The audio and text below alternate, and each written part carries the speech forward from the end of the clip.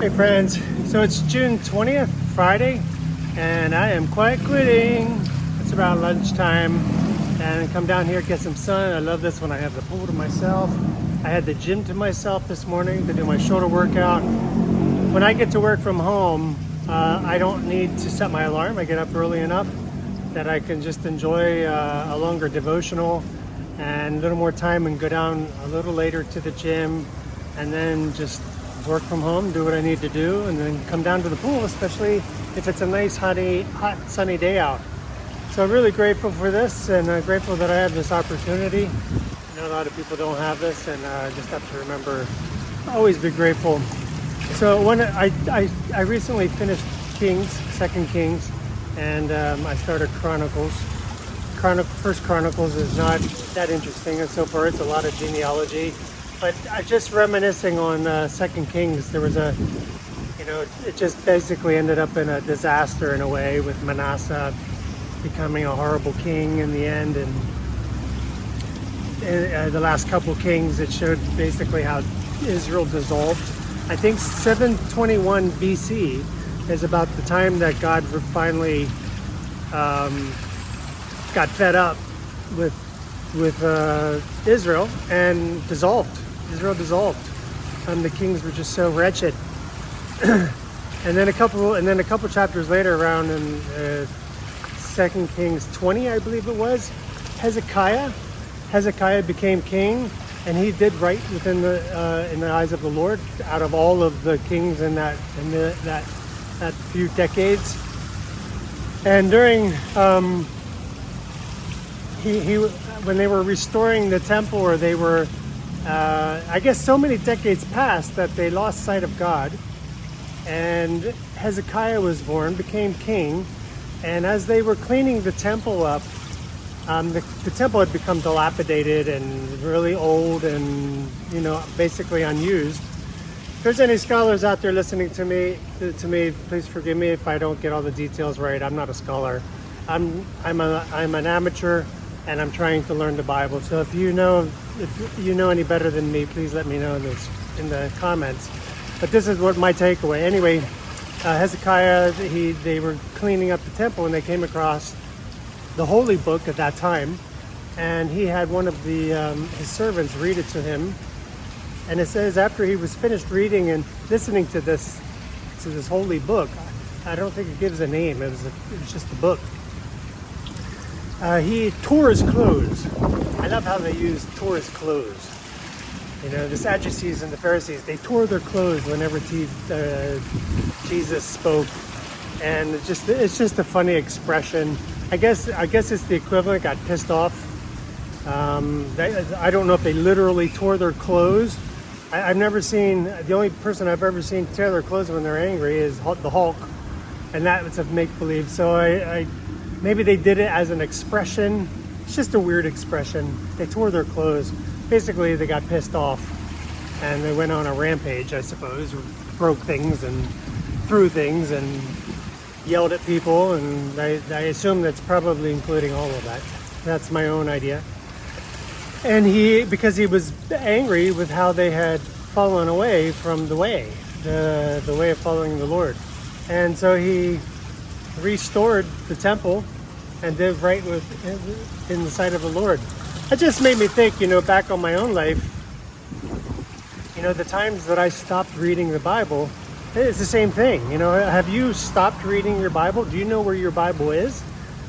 Do you know where it's located? I think I recommend you dust the cover and start opening those pages again.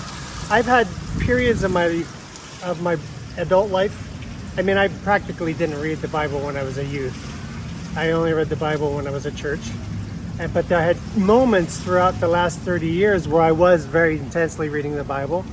One of those times when I was in Haiti for 8 years. I became like a monk there and just hunkered down and did my master's degree work and read the Bible and was around Christian influences. And then when I left, I stopped reading the Bible. There was a period of time in Africa I was reading the Bible. I had it with me. I just wasn't regular with it.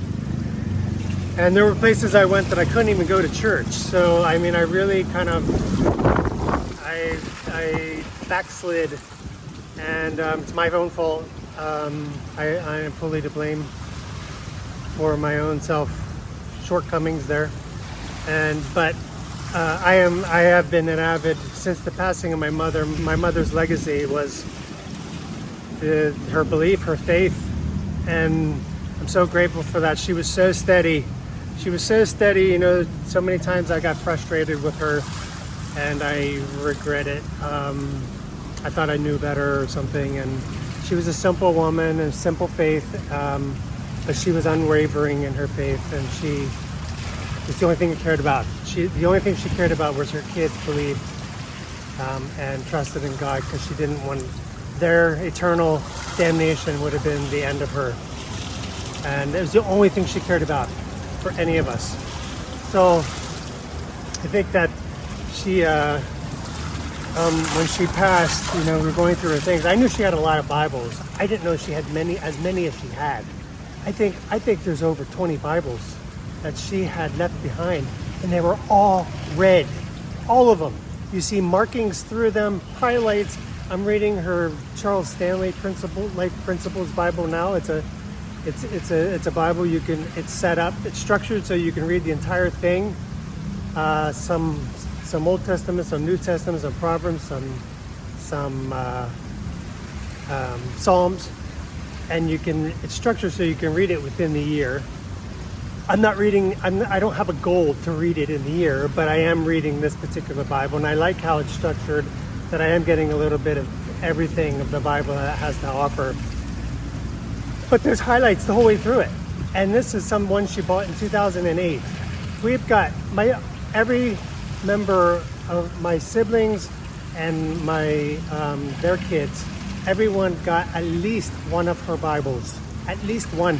And we still ended up giving some of them to a charity, because, you know, I have 3 of her Bibles and everybody else has at least one.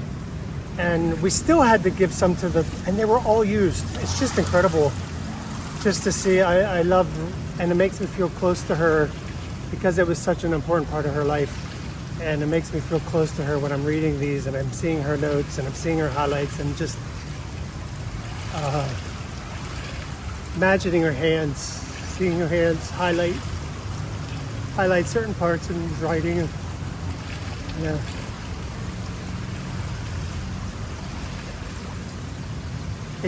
But getting back to this, I've